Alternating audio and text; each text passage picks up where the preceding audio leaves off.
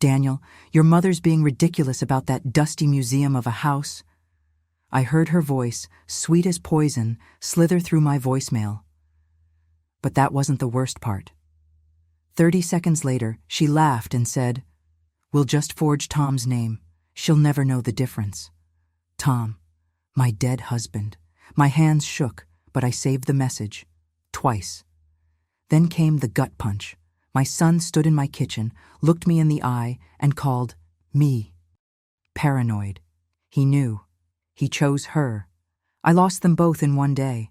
But Melissa forgot something. Tom taught me to document everything. And she sent that message to the wrong phone. What she doesn't know yet is that I'm the one who's about to make the final move. My name is Evelyn Whitaker, and I'm 75 years old. Each morning, I tend our small craft store and the historic home my late husband Tom restored with such care. The soft rasp of sanded wood and lemon oil from his old workbench still bring me peace, even 3 years after his passing. My son Daniel married Melissa last spring, a polished young woman whose practiced smile never quite reaches her eyes. Their visits grow shorter, his calls less frequent, and her comments about the house sharper. But Tom taught me well about keeping records. Every receipt, every permit, every voicemail saved in careful files. The house may look like a humble craftsman to Melissa's designer tastes, but its bones are strong, its history documented, its worth far beyond market value. But let me start from the beginning. I was restocking the yarn display at our little craft store when Mrs. Henderson came in looking for embroidery floss. You know the type. Sweet old dear who loves to chat about her grandkids while taking 20 minutes to pick just the right shade of blue. Not that I minded.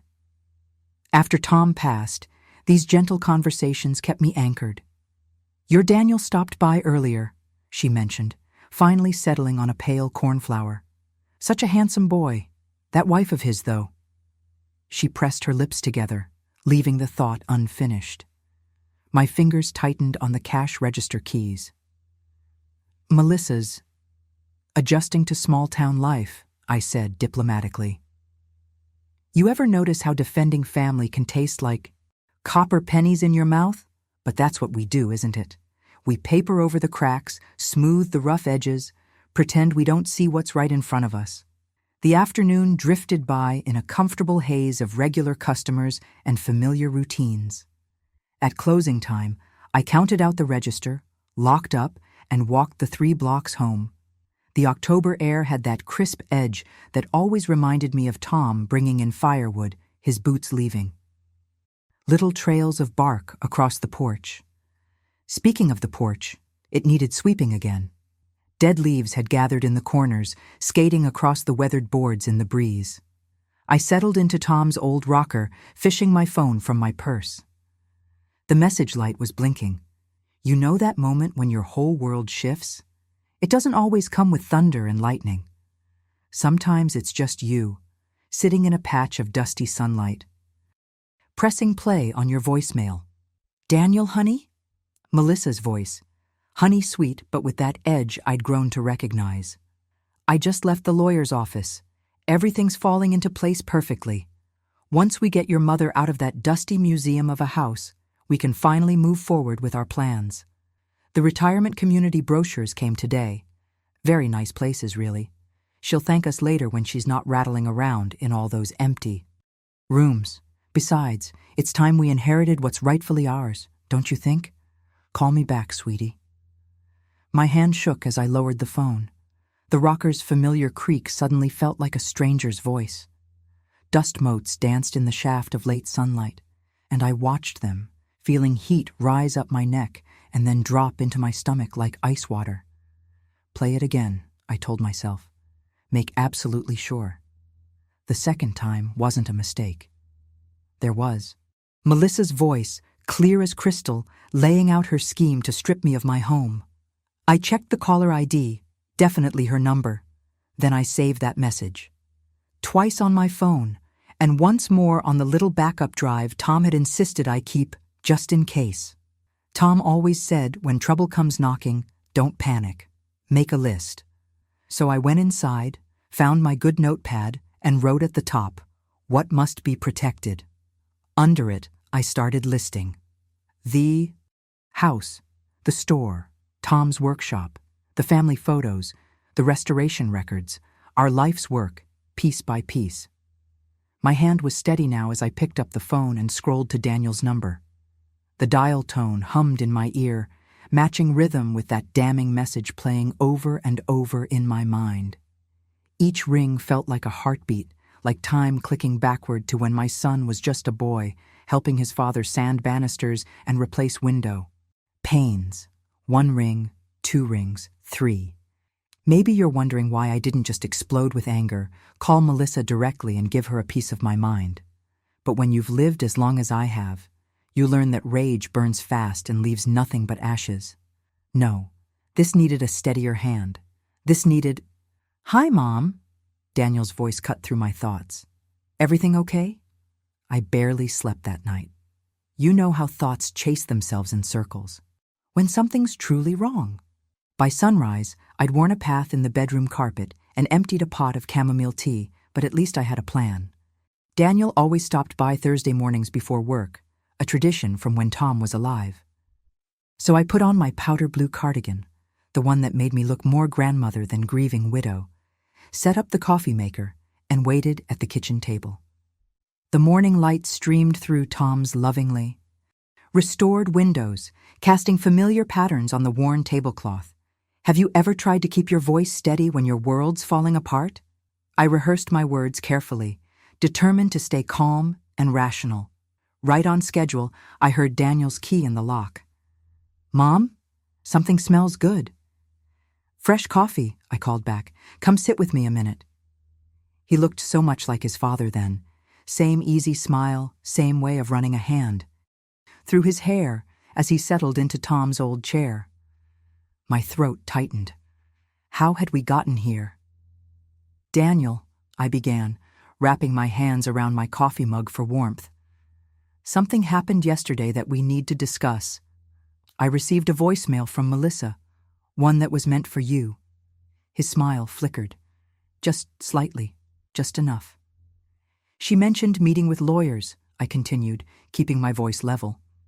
"About getting me out of the house. About inheritance." I repeated her words exactly, watching his face. Daniel set down his coffee cup with a sharp clink. "Mom, come on, you must have misunderstood her tone. Melissa's just concerned about you being alone in this big place." The dismissal in his voice hit like a physical blow. "I have the recording," I said. "Would you like to hear it? This is ridiculous." He pushed back from the table. "Melissa only wants what's best for everyone. You're reading malice into a perfectly innocent conversation." "Then listen to it with me," I pressed. "Right now, let's clear this up." But Daniel was already standing, checking his watch. "I'm late for work. We can discuss your concerns another time." He left without finishing his coffee. The sound of his car starting up and pulling away seemed unusually loud in the empty kitchen. You'd think after 75 years, disappointment would get easier to swallow. It doesn't. I busied myself with the morning mail, needing something, anything, to keep my hands from shaking. Bills, catalogs, a postcard from Martha's Cruise, and then 2 thick envelopes from Riverside Bank, both addressed to Daniel, at my address. Something cold settled in my stomach as I slid open the first envelope. Refinancing documents. For my house. My hands trembled as I spread the sigh. Papers across the kitchen table, right where Daniel's coffee cup had left a ring. Property description, interest rates, payment schedules, all laid out in neat columns and legal language. But something was off, little irregularities that set off warning bells in my head. I'd helped Tom with enough paperwork over the years to spot when things didn't quite add up. I placed the letters beside the voicemail transcript I'd printed out earlier. The morning sun streaming through those restored windows Tom had crafted with such care, now felt harsh and revealing. Through one translucent page, I could make out a signature line on the document beneath. My heart seemed to stop for a moment. There shouldn't be any signatures yet. Unless... I slid my finger under the edge of the paper, lifting it slowly. There, in familiar strokes I'd seen on thousands of hardware store receipts and love notes and birthday cards, was an impossible signature. Tom's name. My dead husband's signature, forged onto refinancing papers dated 3 months ago. I stared at Tom's signature, my fingertips tracing the loops and curves I knew by heart.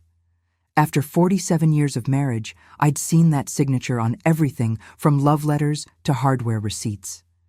This version was close, damn close, but they'd missed the tiny flourish Tom always added. To the T, a distinctive loop that curved back on itself like a sailor's knot. You know that moment when shock turns to clarity? When the pieces click together and show you exactly what you're dealing with? My hands were steady as I walked to the old filing cabinet where I kept our important papers. Tom had taught me well. Keep everything, Evie. You never know when you'll need proof. The morning light caught dust motes as I pulled out our last tax returns, finding Tom's real signature on a dozen documents. I laid them side by side with the forgery, using a yellow highlighter to mark each inconsistency. The evidence was clear as day once you knew what to look for. I called Melissa's cell phone, keeping my voice light. "Dear, I was hoping we could meet for coffee, just us girls."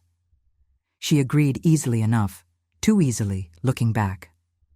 We met at that little place downtown, the one with the French pastries Tom used to bring home on special occasions.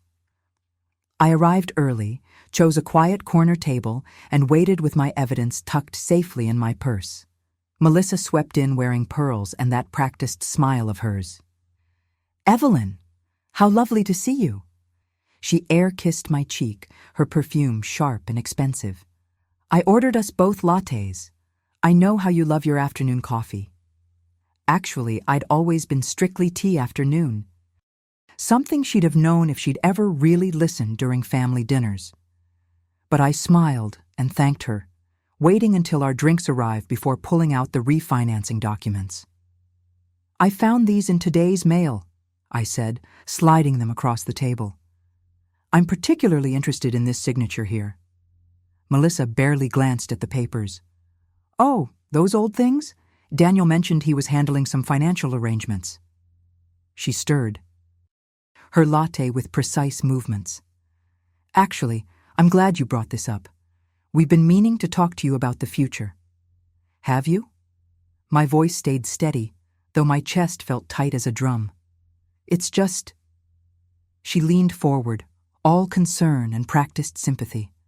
"That big old house, all those stairs. We worry about you being there alone. There's a lovely assisted living community near us. Very exclusive, very comfortable. Wouldn't it be nice to let someone else handle all the maintenance? To be closer to what's rightfully ours? I mean, to us?" There it was. The same words from the voicemail, spoken with the same proprietary tone. I thought of Tom's workbench, still holding the last project he'd never finished. Of the garden we'd planted together, the windows he'd restored piece by piece. Our life's work, reduced to square footage and market value in this woman's eyes. Something cold and hard settled in my stomach, but I kept my face neutral as I tucked the papers back into my purse. "Thank you for being so clear about your thoughts, Melissa. It's given me a lot to consider." She beamed, clearly thinking she'd won. "We'll start looking at facilities right away. I know several that would be perfect for someone in your situation."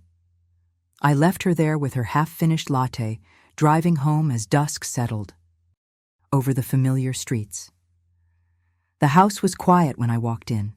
Too quiet. I made my way to Tom's workshop, where the smell of sawdust and lemon oil still lingered. His old address book sat in the top drawer, pages worn soft with use. I found Martha's number. Martha, who'd been a paralegal for 40 years before retiring. Martha, who knew more about property law than most lawyers. Martha, who'd helped Tom navigate all the permits and paperwork when we'd restored this house. My fingers shook slightly as I dialed her number, listening to it ring against the kitchen tiles. 1 ring, 2, 3. "Please pick up, old friend. Please tell me there's a way to fight this." The next morning, I pulled up to Martha's neat little ranch house just as the sun cleared the maple trees. You know that moment when you're about to share a burden that's been crushing you? That's how I felt, clutching my manila envelope of proof while Martha's wind chimes tinkled a gentle welcome. Martha hadn't changed much since our bridge club days, still sharp as a tack at 78, with reading glasses perched on her nose, and that no-nonsense air that came from 4 decades of legal work. She'd laid out her dining table like a command center, legal pads, sticky notes, and 3 different colored pens all arranged just so. "Start from the beginning," she said, pouring us both coffee into those delicate cups her mother had left her. "And don't leave anything out." I spread everything across her table, the refinance packet, the voicemail transcript, my notes from the coffee shop ambush. My hands were steady now, though my voice caught once or twice as I walked her through it all. Martha listened, those bright eyes narrowing behind her glasses. When I finished, she picked up the refinance papers, comparing the signature to an old tax document I'd brought. "Oh yes, that's definitely forged. Look at how they botched Tom's loop on the T. He always swooped up at the end, didn't he?" "Like a little flourish," I agreed, remembering how he'd sign birthday cards with that same distinctive touch. "But what can we do about it?" Martha's face grew serious. She grabbed a fresh legal pad and drew a timeline. "We're working against the clock here. Evelyn, once these kinds of transfers start, they can move fast. Without intervention, you could lose control of everything within 60 days. My stomach dropped. 60 days? From the date on these papers? She tapped the refinance documents. "Yes, and they've already had these in motion for at least a week." She started writing rapidly. "We need every scrap of paper related to that house. Property titles, tax records, utility bills showing. Continuous residence. And Tom's restoration logs, you still have those?" "Every single one. He documented everything he did to that house." "Good man." She smiled briefly. "Get them all. We'll need proof of improvements, investments, everything that shows your stake in the property." She ripped off a sheet and handed it to me. "Here's your homework. First, lock down your finances, new passwords, new PINs, everything. Back up any important files, especially that voicemail. And start keeping records of every single conversation with Daniel or Melissa from now on." I nodded, already feeling overwhelmed. Martha must have noticed, because she reached across and squeezed my hand. "I know it's a lot, but you can do this, Evelyn. We just need to be methodical." Back home, I pulled out the wall calendar in my kitchen, the one with the flower paintings Tom always said brightened the room. Starting from the refinance date, I counted forward 60 days. Each week got a circle, building towards that final deadline. Looking at those marks, seeing our time laid out so starkly, made my chest tight. "There are remedies," Martha had said, her voice firm with hope. "But we have to move fast. The longer we wait, the harder it gets to undo what they're trying to do." I picked up a red marker and drew a thick circle around day 60. The color seemed appropriate. Danger, stop, emergency. As I capped the pen, I could hear Tom's voice in my head. "Nothing worth having comes easy, Evie." The kettle on the stove began to whistle, making me jump. At the same moment, my phone buzzed against the counter. Unknown number flashing on the screen. Ever notice how money leaves footprints? Martha taught me that over coffee the next morning, her bifocals catching the light as she hunched over. Tom's old restoration logs spread across my dining room table. We'd been at it since dawn, tracking paper trails like detectives in one of those TV shows Daniel used to love. "The trick," Martha said, tapping her pen against a bank statement, "is to follow the pattern, not just the numbers." She'd brought her own scanner, a compact thing that hummed quietly as we fed it, document after document. The familiar scent of old paper and coffee mixed, with the lavender sachets I kept in my desk drawers, reminding me of countless afternoons spent helping Tom organize his receipts. "Look here," Martha pointed to a series of withdrawals from Daniel's main account. See how they're always on the 15th and always just under 5,000? She circled each entry with red ink, creating a chain of identical amounts stretching back months. I squinted at the screen where we'd pulled up Daniel's. Electronic statements. Those aren't his regular bills. He's always been methodical about those. My stomach tightened as I remembered teaching him about budgeting when he was just starting his first job. And look at where they're going. Martha nodded grimly. Shell companies, empty boxes with fancy names. She pulled up another window showing business registrations. And guess who's connected to all of them? The names matched perfectly with Melissa's old business partners, people she'd mentioned at family dinners or holiday gatherings. Each transfer aligned perfectly with expenses we knew about. Her new car, that vacation house she'd bragged about investing in, the designer wardrobe she claimed came from smart shopping. She's been bleeding him dry, I whispered, my hands shaking as I printed yet another statement. All this time. You know that sick feeling when you realize something's been happening right under your nose? That's how I felt as we assembled the evidence, page by page. Martha showed me how to create a spreadsheet. Nothing fancy, just dates, amounts, and descriptions. Each entry was another piece of the puzzle, another brick in the wall of truth we were building. You're Daniel, Martha said softly.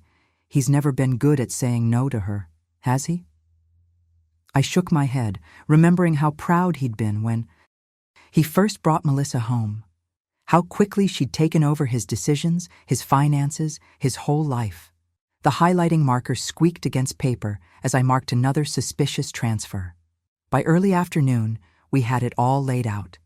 A clear trail of financial manipulation that even a child could follow. Martha helped me organize everything into a folder, marking each section with sticky tabs for easy reference. For Daniel, today, I wrote on, Hi. The cover, my handwriting steady despite everything. You really want to show him first? Martha asked, concern creasing her forehead. We could go straight to, He's my son, I cut in, surprising myself with the firmness in my voice. He deserves one more chance to see the truth. I glanced at the wall calendar, those red circles counting down our days.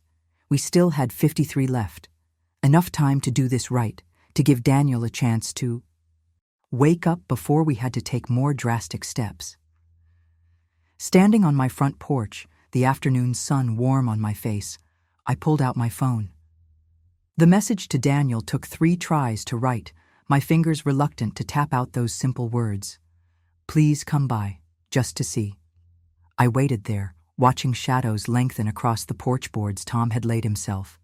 My phone stayed silent, no answering buzz, no acknowledgement. Just the quiet of a spring. Afternoon and the weight of truth in that folder, waiting to be shared. The sun was already sinking when my phone finally buzzed. 2 words from Daniel lit up the screen. Stop meddling. You ever notice how the smallest messages can feel like the heaviest? I sat there in Tom's old armchair, watching the shadows stretch across our living room floor, remembering how Daniel used to play with his toy cars right there on that rug. After a deep breath, that didn't quite steady me, I typed back, Please come talk, just for a few minutes. The wait stretched out like cold molasses, but finally, fine, 15 min. I spent those minutes straightening picture frames that didn't need straightening and running my fingers along the folder's edge. The house felt too quiet, like it was holding its breath. Remember those moments before a storm hits, when the air gets thick with waiting?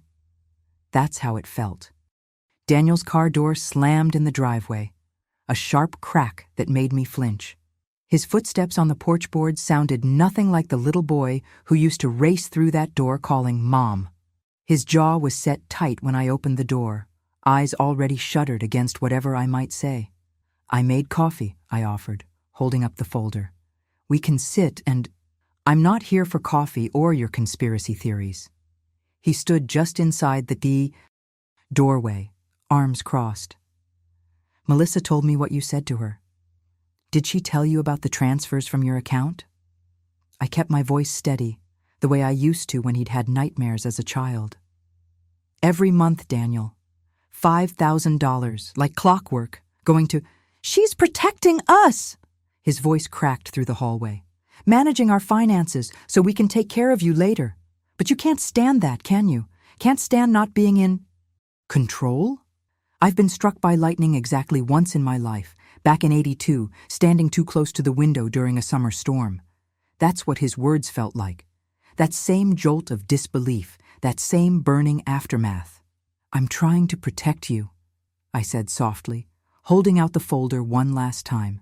"Just look at the evidence. Please." You know what really breaks a mother's heart? It's not the anger.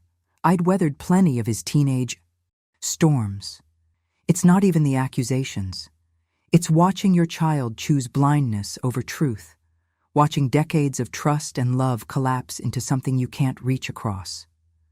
"I'm done," Daniel said, each word precise and final. "Either you stop this now, or—" He let the threat hang there, unfinished but crystal clear. I lowered the folder, feeling the weight of every year between that laughing little boy and this stranger in my hallway. "I love you," I told him, "because mothers don't stop, even when it hurts. That won't change." He turned without answering.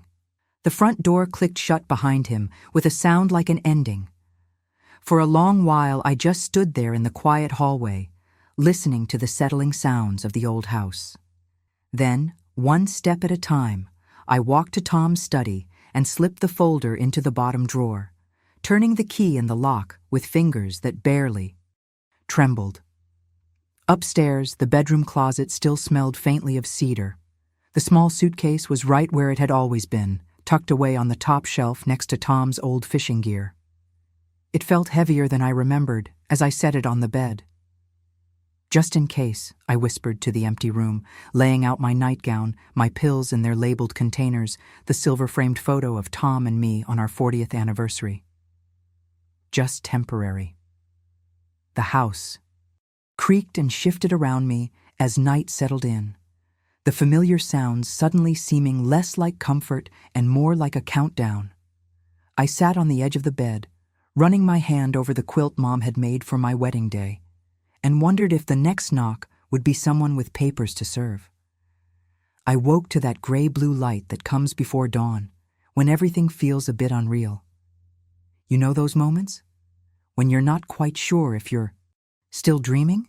The ceiling looked the same as it had for 40 years, but somehow different, like it belonged to someone else's life now.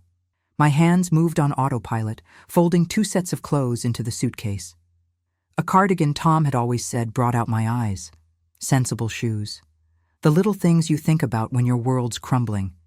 Should I pack my good brooch? Would they let me keep Mom's silver hairbrush in assisted living? The house was too quiet, like it was already morning. Every creak of the floorboards under my feet seemed to whisper, goodbye.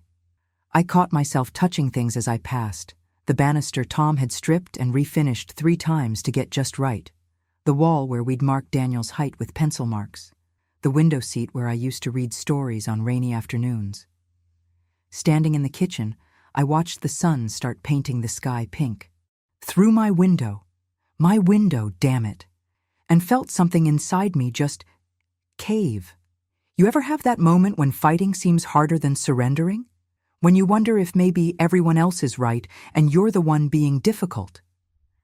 I set the suitcase by the back door and picked up the phone.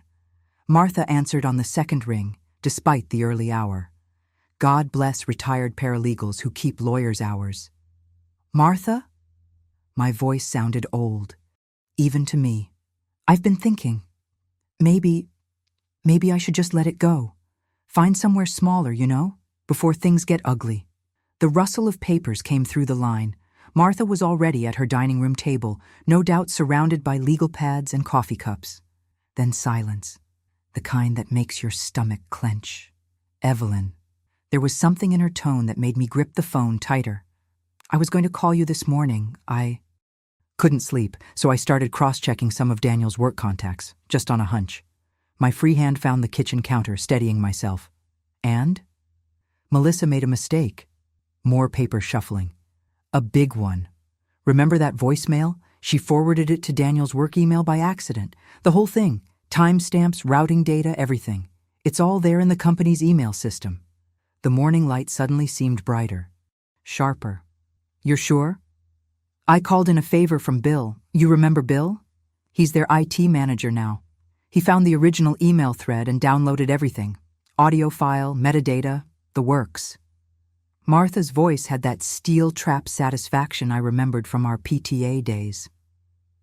It's pristine evidence, Evelyn. Shows premeditation, intent, the whole scheme. I sank into a kitchen chair, feeling solid ground under my feet for the first time in days. And it's, what's the word? Admissible. Better than admissible, it's bulletproof. Corporate email servers keep perfect records. No one can claim it's doctored or out of context. Keys clicked in the background. But we need to move fast. That 60-day clock is still ticking. What do we do first? I've already drafted the initial filing papers. Can you come over? We need to review everything, get your signature on some documents. The sooner we get this rolling, the better. I looked at the suitcase by the door, then at the morning sun streaming across Tom's workbench outside the window. The smell of lemon oil and sawdust still lingered there, as familiar as breathing. Give me 30 minutes, I said, standing up. Just let me change and grab those bank records. And Evelyn? Martha's voice softened. Leave the suitcase in the closet. You're not going anywhere. I walked to the back door and stared at that small bag that had seemed so final last night.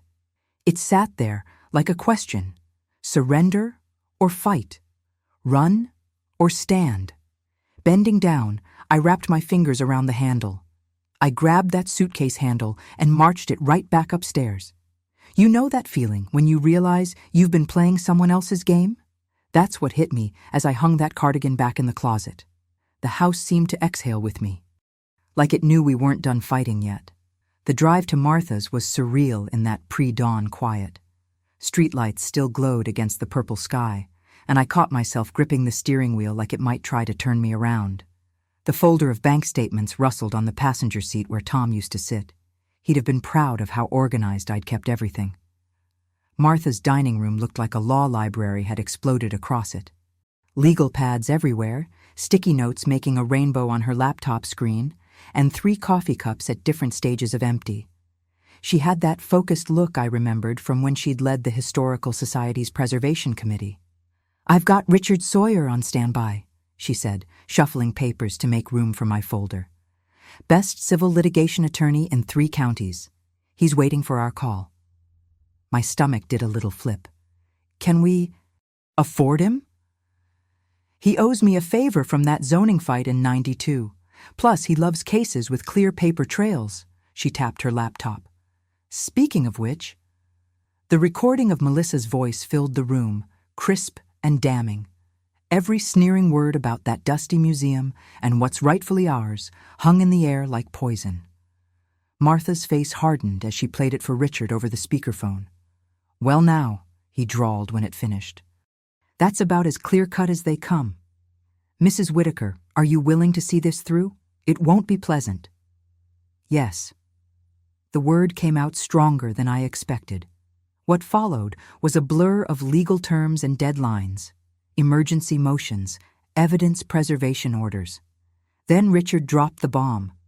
Foreclosure hearing set for 3 weeks from Friday. Judge Harrison's court. 3 weeks. 21 days to prepare for battle. Martha started. A countdown on her phone while I tried to remember how to breathe. The next days blurred together in a parade of paperwork. We assembled exhibits like we were building a fortress. Every refinance document, each forged signature highlighted and compared to Tom's real ones from our old files. The transfer ledgers told their own story, neat columns of numbers flowing from Daniel's accounts through dummy companies and into Melissa's hands. Martha drilled me on testimony basics. Stick to what you personally saw, heard, or did, she'd say. Dates, documents, direct knowledge. No speculation, no emotion. I practiced in front of her mirror. I discovered the refinance papers on August 12th. The signature purporting to be my late husband's showed clear inconsistencies. But sometimes my voice would shake when I thought about facing them across that courtroom. Funny thing, though, the more we worked with the raw facts, the steadier I felt. Maybe it was seeing everything laid out in black and white, no room for gaslighting or sweet-talking around the truth. The evidence didn't care about family dynamics or hurt feelings. It just was. Richard's office took our copies late that afternoon, his paralegal checking each exhibit against their master list. "We'll file first thing tomorrow," she promised. "Judge Harrison runs a tight ship. No delays, no games." The sun had set by the time I pulled into my driveway. The porch light cast long shadows across Tom's old rocking chair, and somewhere a cricket was tuning up for evening song. Inside, I moved straight to the kitchen calendar and drew a thick red arrow pointing to hearing day. Standing there in the quiet house, I could almost hear Tom's workbench stories about evidence and proof, how you had to measure twice, check your angles, trust your tools. But courts were different from carpentry, weren't they? I traced that red arrow with my finger, whispering to the shadows, "Will the judge even allow the recording?" The house creaked its ancient reply, but kept its counsel to itself. The courthouse steps were still wet with morning dew when I arrived.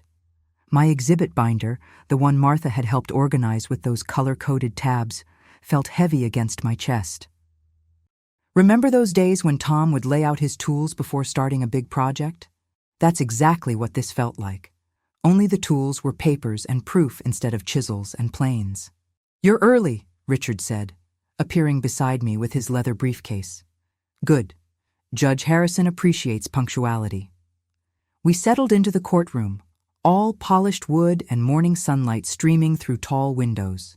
The familiar scent of furniture, polish and old books reminded me of the library where Tom and I used to research historic building codes. Funny how certain smells can steady your nerves. "Mind the microphone," Richard murmured, adjusting it on our table. "When it's time, just speak naturally but clearly." I nodded, watching the room fill. A young couple slipped into the back row, probably waiting for their own case. The bailiff checked his watch twice. Then the door opened. Again, and my heart did a little stutter step. Melissa swept in like she was heading to Sunday service, pearls gleaming at her throat, everything about her polished to perfection. Daniel trailed behind her, and when our eyes met for just a second, he looked away so fast it hurt. They took their seats across the aisle, and I forced myself to breathe slowly, the way Martha had coached me. "All rise." Judge Harrison moved with the efficiency of someone who'd seen it all before. After the preliminaries, Melissa's attorney stood, a sleek woman in a charcoal suit who smiled like she was selling something. "Your Honor, this is a straightforward matter of asset protection," she began. "Mrs. Whitaker, Jr. has simply taken prudent steps to safeguard family property on behalf of a vulnerable elder." I watched the judge's face as the attorney went on about fiduciary responsibility and family duty. His expression didn't change, but his pen tapped steadily against his notepad, the same way Tom's foot used to tap when someone was trying to sell him overpriced lumber. "And furthermore," Melissa's attorney continued, "my client's actions demonstrate consistent concern for proper estate management." The tapping increased slightly. Judge Harrison's eyebrows drew together as generalities piled up like autumn leaves. I felt Richard shift beside me, and right on cue. "Your Honor, if I may?" Richard stood, his voice carrying that quiet authority that experienced lawyers have. "We have evidence that directly contradicts counsel's characterization. With the court's permission, we'd like to introduce Exhibit A7, an audio recording." My pulse drummed in my temples as the judge leaned forward. "Foundation?" "Yes, Your Honor. Mrs. Whitaker can authenticate the recording." "And establish chain of custody." The judge nodded to me. "Mrs. Whitaker, please stand and be sworn." The bailiff's Bible felt cool under my hand. I focused on Richard's questions, just like we'd practiced. "When did you first receive this message?" "August 10th, at 2:47 p.m. Clear and steady, just like Martha taught me. And how was it preserved? I saved it immediately to my voicemail system and made a backup copy to my external drive that evening. The next day, we discovered it had also been sent to my son's work email by mistake. And have these files been altered in any way? No, sir. They've remained exactly as received. The questions continued: dates, times, email headers, storage methods.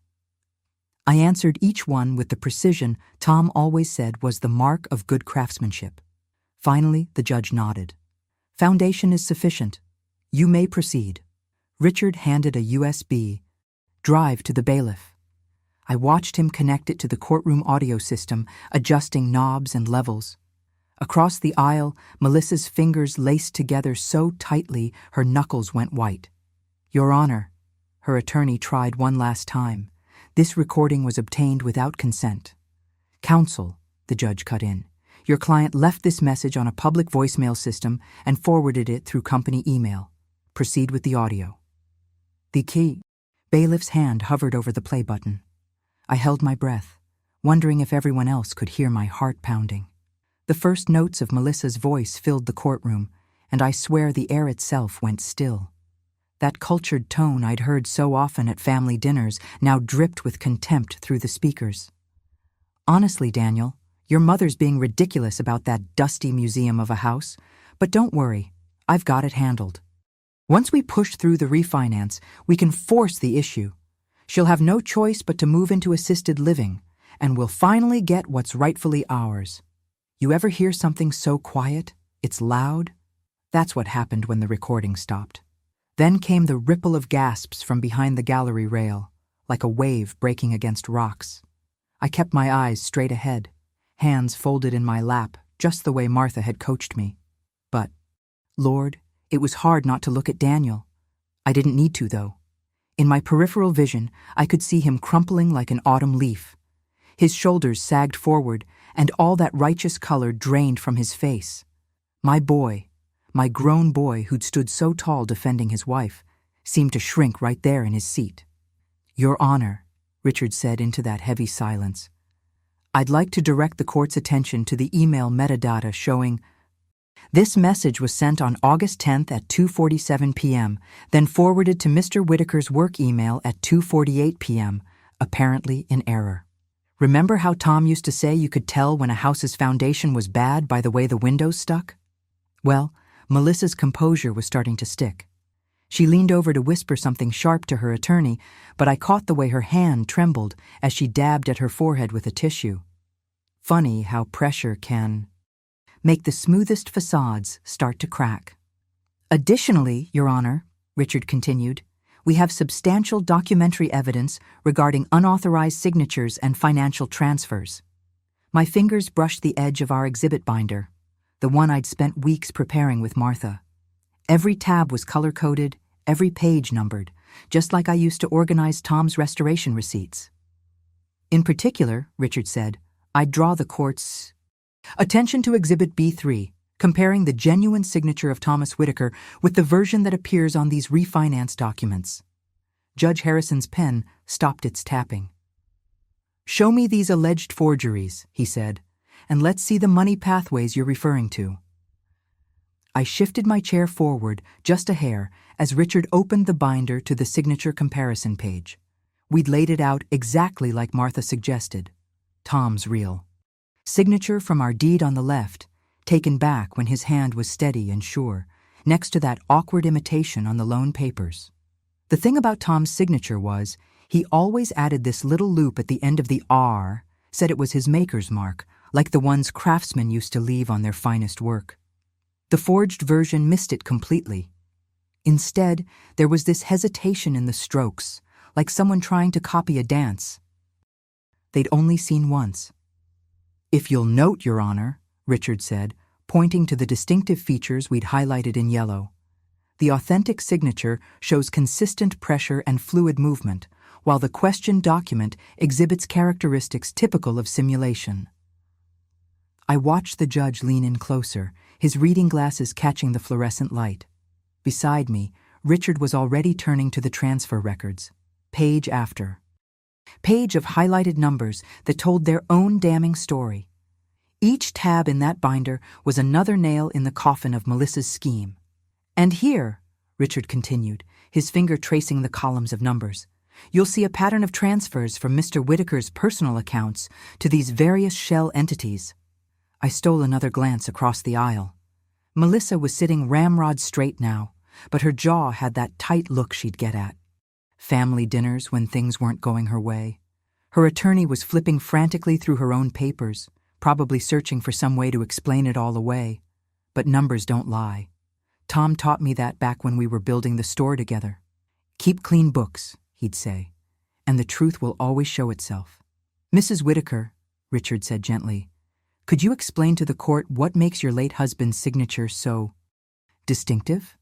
I nodded, grateful for the familiar territory. Tom always added this small loop at the end of the R in Whitaker.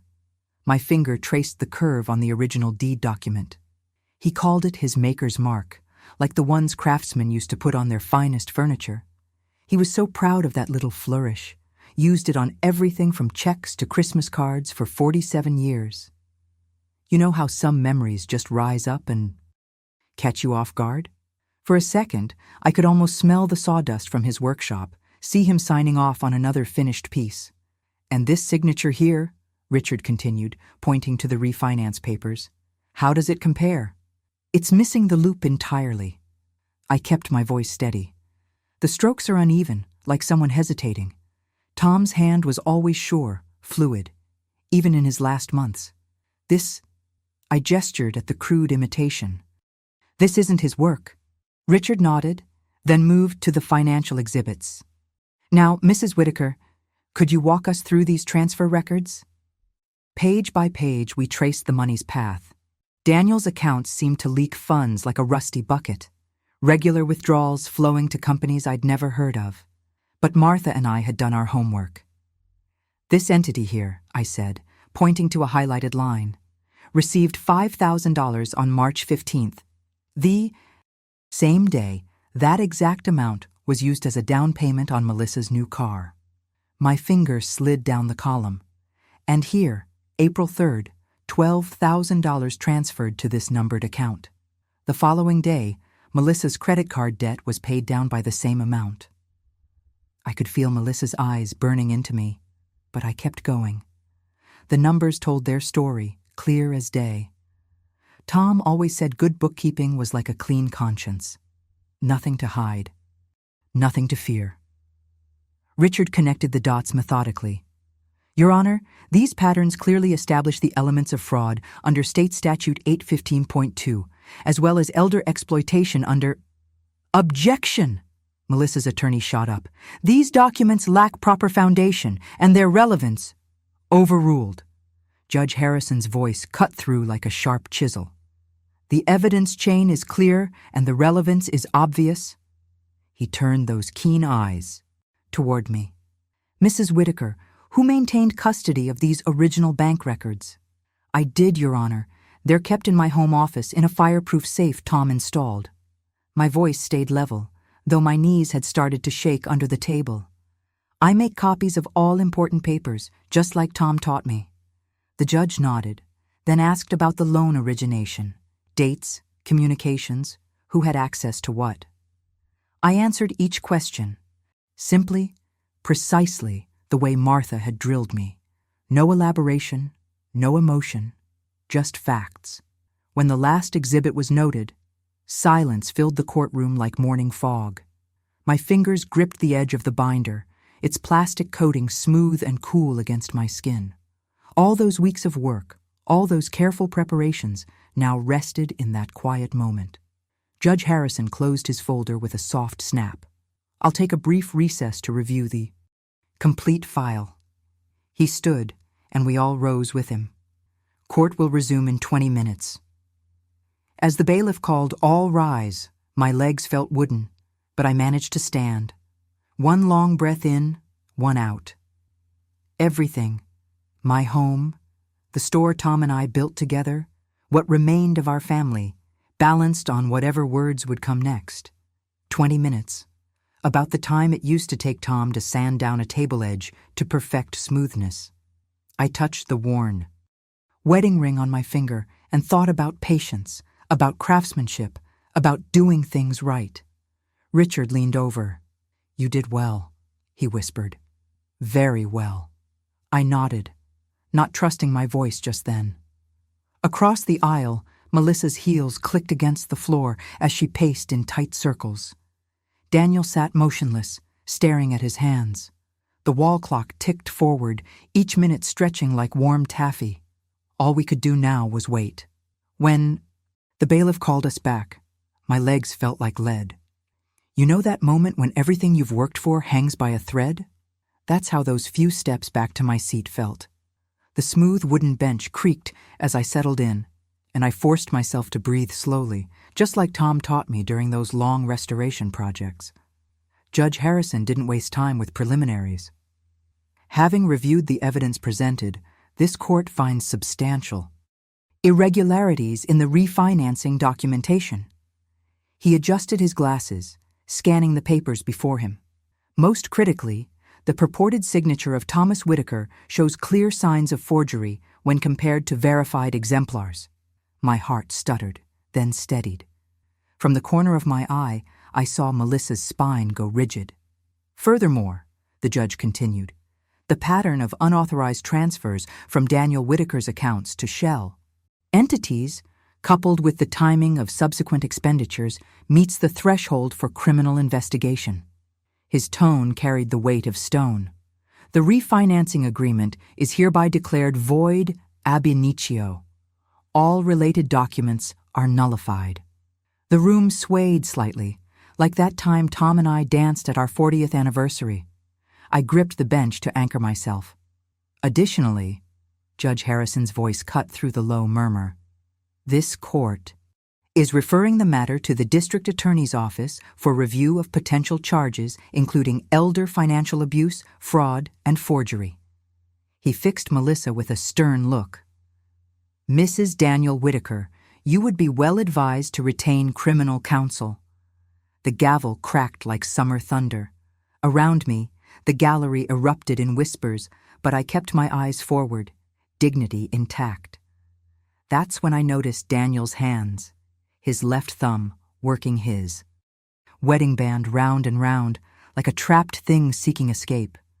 Melissa's face had gone the color of old paste. Her attorney bent close, urgent words lost in the shuffle of rising bodies and scraping chairs. But I caught fragments from Daniel's side. Separation agreement, and contact my office Monday. I didn't linger in the courthouse. Some victories are best savored in private. By week's end, though, word had spread through our small town like wildfire. Martha kept me updated, partly to help me avoid gossip, partly because she knew I needed to understand the full impact. The Historical Society dropped Melissa from the board, she told me over tea, and the country club's reviewing her membership. Martha stirred her cup thoughtfully. Daniels moved in with his cousin temporarily, filed for separation yesterday.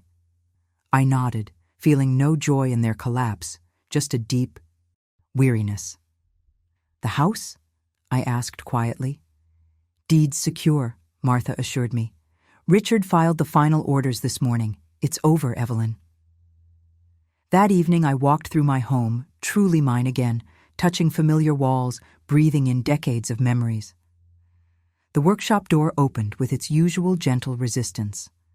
Tom had always meant to fix that slight stick, but somehow never got around to it. Now I was glad for it. This small, unchanged thing. The lemon oil he used on his projects still scented the air, as if he'd just stepped away for a moment. Sunset painted the walls gold through dusty windows, catching the curves of his old tools hanging in their precise rows. Some people might have called it just a room of wood and metal, but to me, it held the heart of our life together. I unwrapped the roses I'd bought, deep red ones like we had at our wedding, and arranged them in the mason jar he always kept for water. The green stems slid against the glass with a soft chime. Setting them on his workbench felt right, a quiet celebration he would have understood. Standing there in the gentle evening light, I remembered something Tom used to say when times got tough. Greed never wins against grit. He'd lived by those words, and now, somehow, I'd proven them true again.